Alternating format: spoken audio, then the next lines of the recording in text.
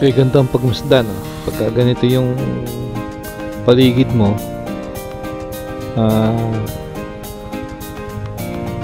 bumibiyahe ka kabilanan, pero diba, sarap, oh. Ang luwag ng kalsada. Itong sa kanan mo bukid, itong sa kaliwa mo bukid tsaka bundok, pareho. So napakasarap sa mata. Kahit na medyo mainit, pero malamig ang simoy na hangin. Dito pa na tayo sa Bayongbong, Nueva Vizcaya. Bangbang. Nandito kami sa Bangbang, Nueva Vizcaya. So malapit na kami sa bayan. At ito, may mga tulay na ginagawa pa. Last year na nagpunta kami dito, ginagawa to. Hanggang ngayon ginagawa pa rin. Kaya lang tayo magagawa. Ganyan talaga ang proyekto ng government. So ngayon ay papasok na kami na halos dito na kami halos sa malapit na kami sa bayan ng sa highway ng Bangbang. So after nito, dire-diretso na kami.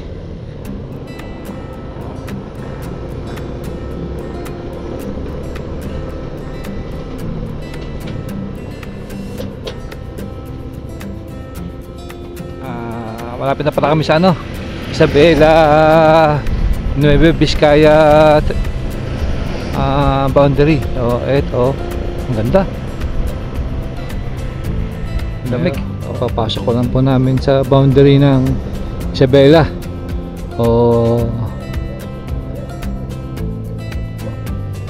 Katapos lang din namin mag-almusal. So ito na kami. So ito yung pangalawang pagkakataon na dito kami ng aking kumpare na papapicture sa nung nakaraan. Wala eh.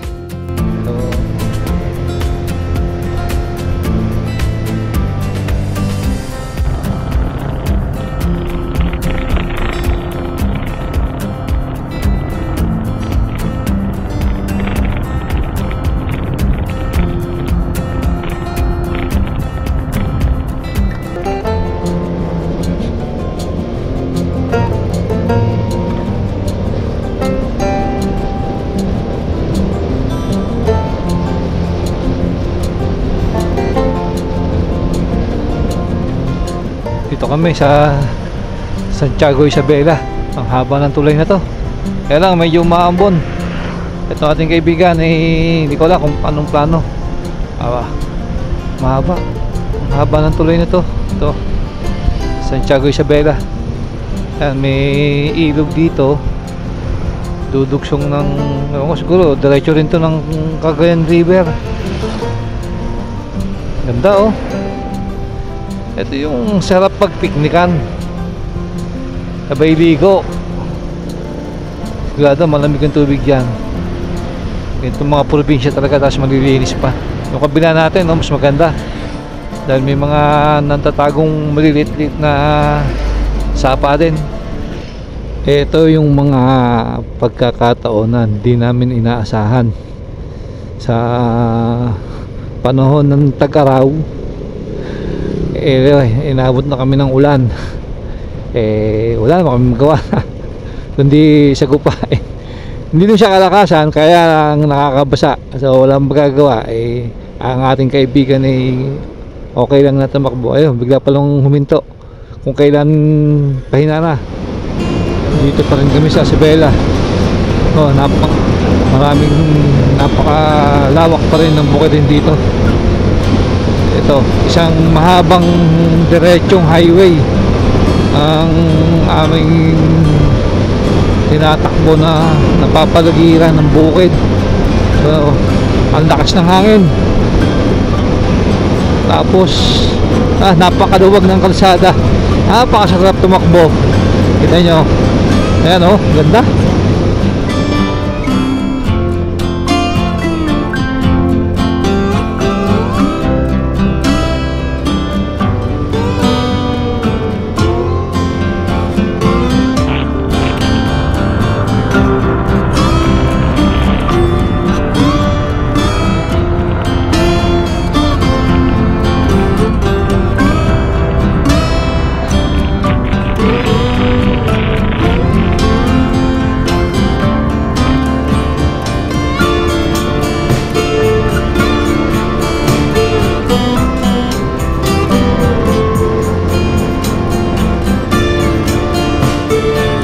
pupunta ka dito sa Cagayan, Apari, Tugigaraw, Isabela, oh. Hindi nakakasawang puntahan. Ano? Tingnan niyo ang kalsada. Napakaluwag. Tapos yung paligid mo, oh. Kita mo yung nasa harapan ko, oh. Ganda. Napakaluwag na. Napakaganda pa ng paligid mo. Tapos ganito, oh, zigzag road ang dadaanan mo. Mga kasabayan mo, mga truck. Kaya lang hindi naman siya ganun karami. Kaya hindi rin naman nakakatakot kasabay itong mga to. Dahil hindi sila tabi-tabi. O hindi na. Basta hindi siya ganun karami. Kaya hindi nakakapangamba na pakipagsabayan sa mga truck. Pero ganun pa man, ingat pa rin.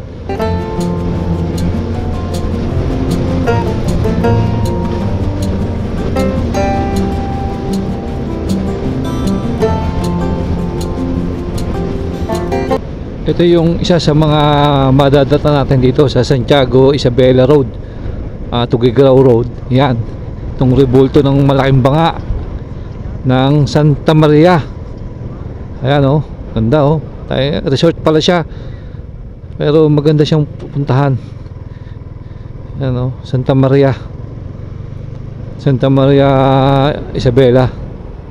So napakaganda ng lugar na to. Nakapasok na kami ng Cagayan.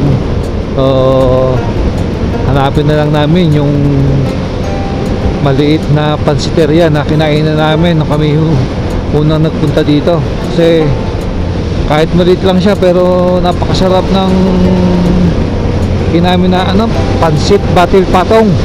So first time namin makakain noon ni pare. Hindi namin expect na sa dalawang order ay hindi namin kaya ubusin. So napakarami niya at napakasarap. So ngayon itatry namin hanapin. Dito na kami sa Tugigaraw City, sa boundary. Mag-picture lang kami ni pare para may konting remembrance lang. Kapapasok lang ng Tugigaraw City. So ito, may mahaba kaming tulay na madadaanan. Kasi ang alam ko yung huling daan namin dito is ginagawa to, pero parang pero ngayon ba maganda na, oh, haba, diba? Ito ang Tugigaraw City na nasasakupan ng Cagayan. So napakagandang lugar, probinsya pero hindi ka magsisisi kung gusto mo lang ding mamuhay ng payapa mo. Ayan, oh. Saan ka pa? Kakagutom na. Hindi pa namin nakikita yung pansita na yun. Ang haba na ng tinakbo namin, pero wala, hindi namin makita. Ano ba yan? Kasi may road widening na. Maganda na itong mga lugar, kaya hindi namin alam kung baka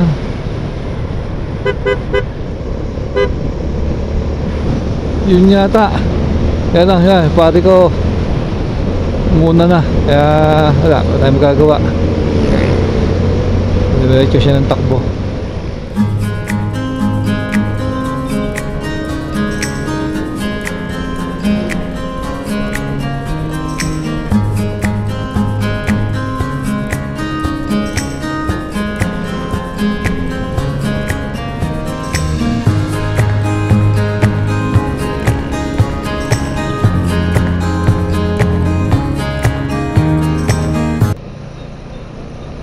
Dito kami, Gataran ano ba to? Ito mga pasalubong.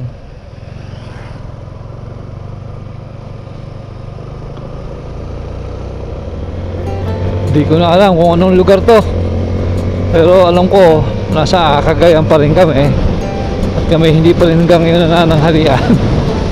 Grabe, hindi na namin nakita yung kinainan namin. Ang ganda, oh.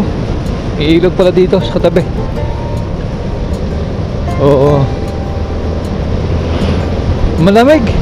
Akala ko mainit dito sa Cagayan, pero ba't ang lamig? Nilalamig ako.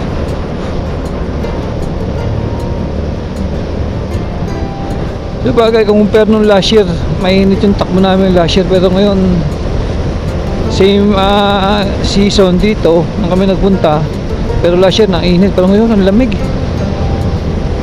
Kahit na ngayong season na to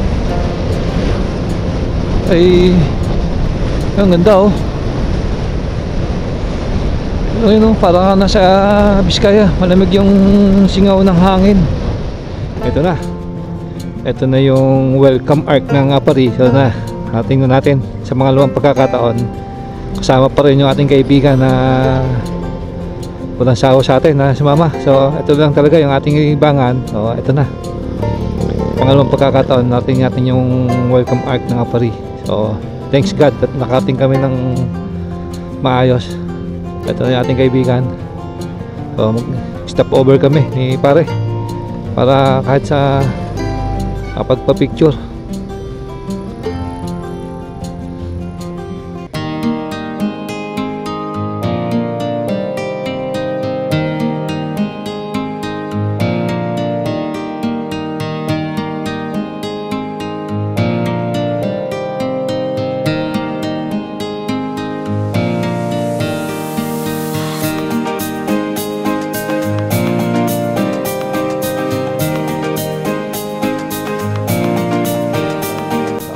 Madalas puntahan ng mga motorizers din. So dito tayo maaga-maga.